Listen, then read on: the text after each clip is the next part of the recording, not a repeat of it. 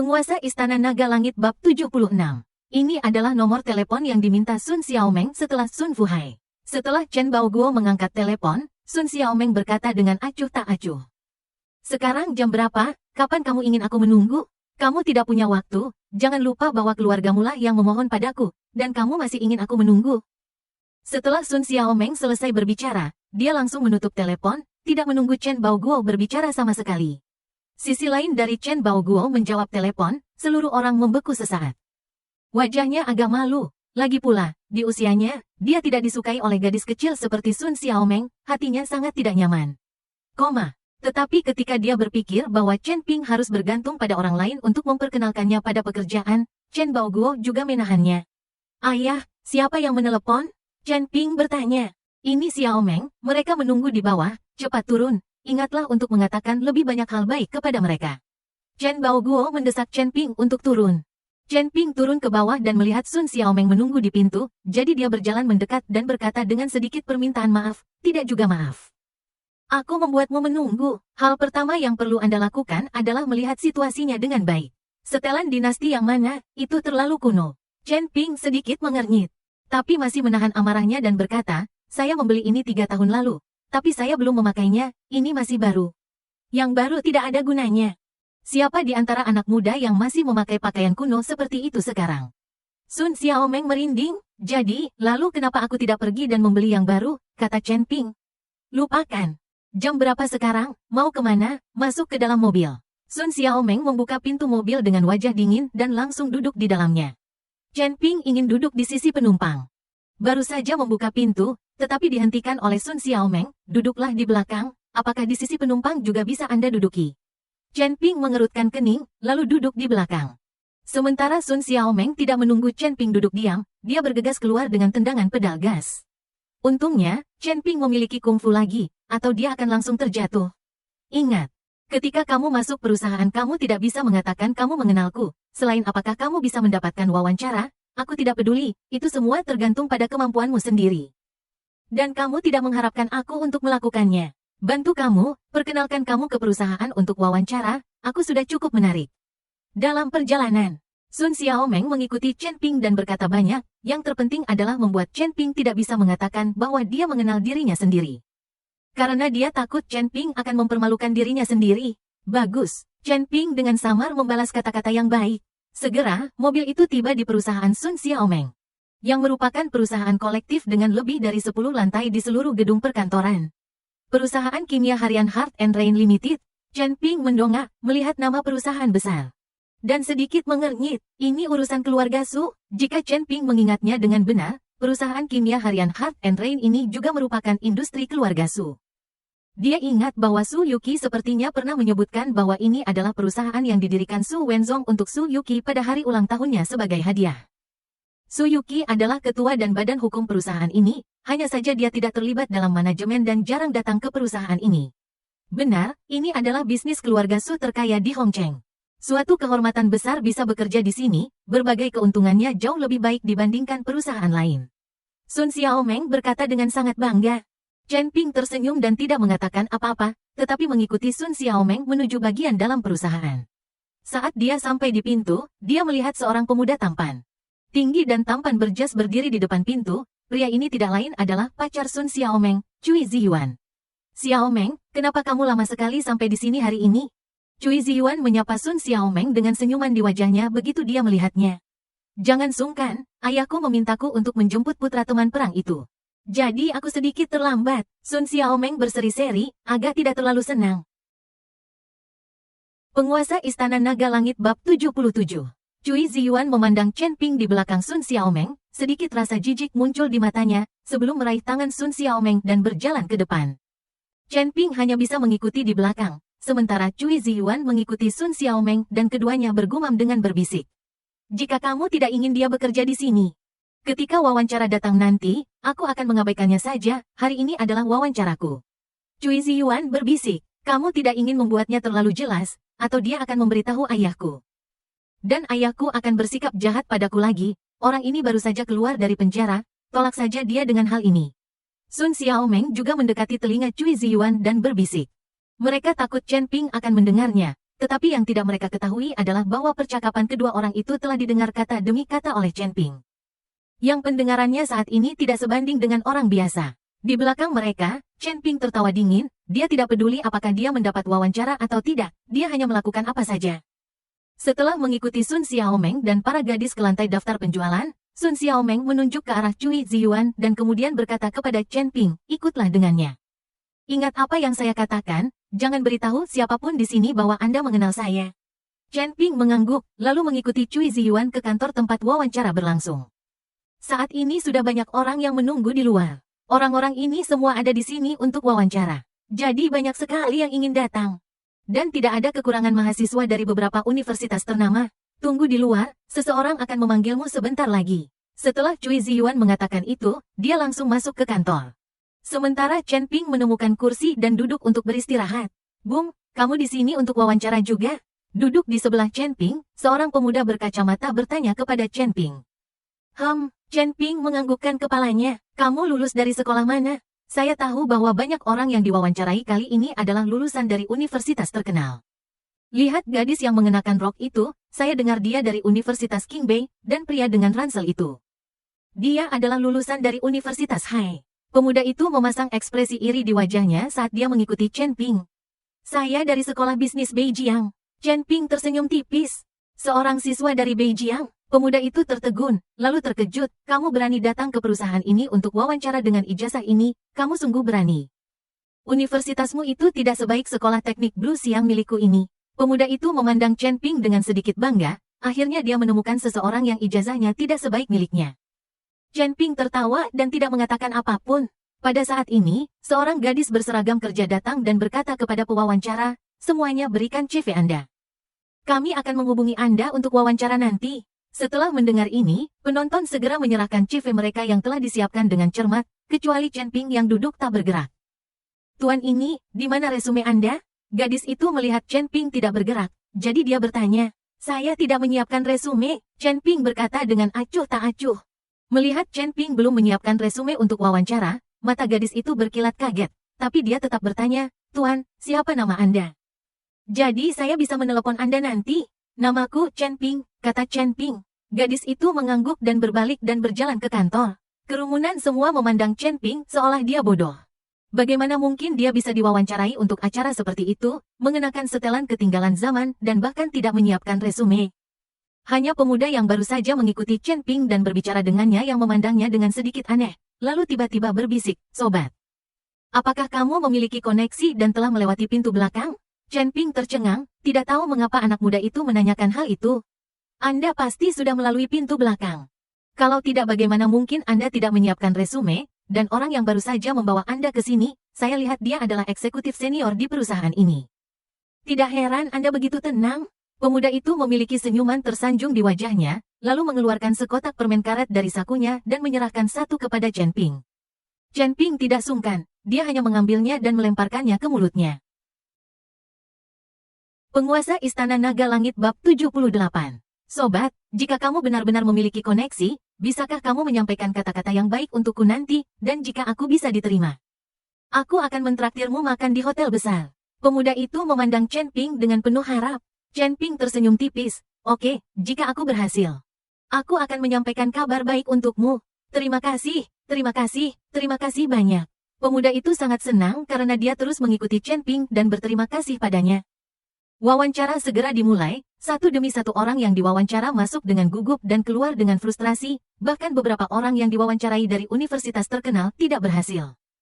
Melihat orang yang diwawancarai dari universitas bergengsi gagal, pemuda di samping Chen Ping menjadi semakin gugup, tangannya sedikit mengepal, telapak tangannya berkeringat. Selanjutnya, Chen Ping, segera, giliran Chen Ping, dan ketika Chen Ping bangun, pemuda di sampingnya menariknya kembali. Sobat, kamu harus menyampaikan kata-kata yang baik untukku. Aku mengandalkanmu, kata pemuda itu dengan wajah gugup.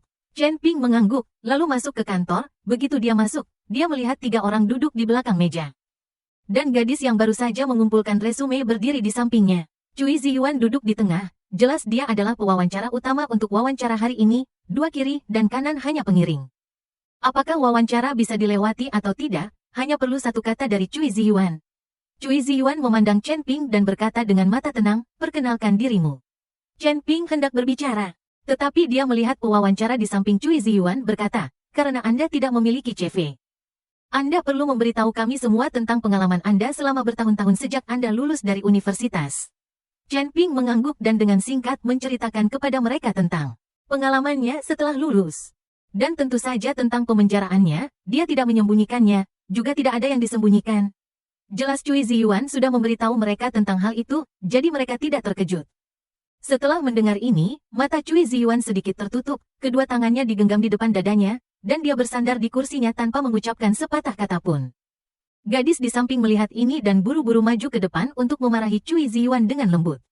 Apakah kamu tahu perusahaan seperti apa kami ini? Tahukah Anda siapa bos perusahaan kita? Anda baru saja keluar dari penjara sebagai tahanan kerja, dan Anda berani datang untuk wawancara? Seorang pewawancara berkata dengan senyum menghina. Kenapa kamu tidak berani? Apakah perusahaan Anda mempunyai peraturan tegas yang melarang wawancara terhadap orang yang pernah di penjara? Dan apa salahnya berada di penjara? Apakah berada di penjara membuatmu menjadi orang jahat? Chen Ping berkata sambil tersenyum tipis. Meski tidak ada aturan yang jelas di perusahaan kami, tapi Anda adalah seorang reformis. Jika Anda masuk ke perusahaan itu akan mempengaruhi citra perusahaan kami, saya yakin perusahaan lain tidak akan menginginkan orang seperti Anda yang sudah menyelesaikan masa hukumannya. Sebaiknya Anda mengenal diri sendiri. Jika aku jadi kamu, aku bahkan tidak akan punya wajah untuk keluar. Pewawancara memandang Chen Ping dengan bercanda, sepertinya dia sengaja mempermalukannya. Dan dengan suara yang sangat keras. Kali ini, para pewawancara di luar juga mendengarnya, satu persatu wajah mereka tercengang, dan pemuda yang mengikuti Chen Ping berbicara semakin terkejut. Sial. Jadi ini seorang reformis, menyia-nyiakan sepotong permen karetku dengan sia-sia, sungguh sial. Pemuda itu buru-buru berlari ke kamar mandi untuk mencuci tangannya. Chen Ping di dalam kantor tidak marah, tersenyum ringan dan berkata, jika aku jadi kamu, tanpa sedikit kemampuan jantan, aku bahkan tidak punya wajah untuk duduk di sini. Matamu penuh dengan lingkaran hitam, kan, lihat istrimu di malam hari, tapi kamu tidak berguna, kamu tidak bisa tidur sepanjang malam Kata-kata Chen Ping membuat pewawancara itu membeku. Matanya menatap Chen Ping dengan sedikit terkejut, dia tidak mengerti. Bagaimana Chen Ping tahu bahwa dia tidak memiliki kemampuan seorang laki-laki? Penguasa Istana Naga Langit Bab 79. Ini adalah rahasianya, dia belum pernah memberitahukannya kepada siapapun sama sekali. Di mata orang luar, ia memiliki keluarga yang indah dengan suami istri yang harmonis. Hanya ia sendiri yang tahu bahwa ketika malam tiba, ia merasakan kesakitan yang mendalam. Sekarang Chen Ping telah mencapai titik sakitnya, hal ini membuat pewawancara menjadi marah dan pembuluh darah di dahinya menonjol. Kamu berbicara omong kosong.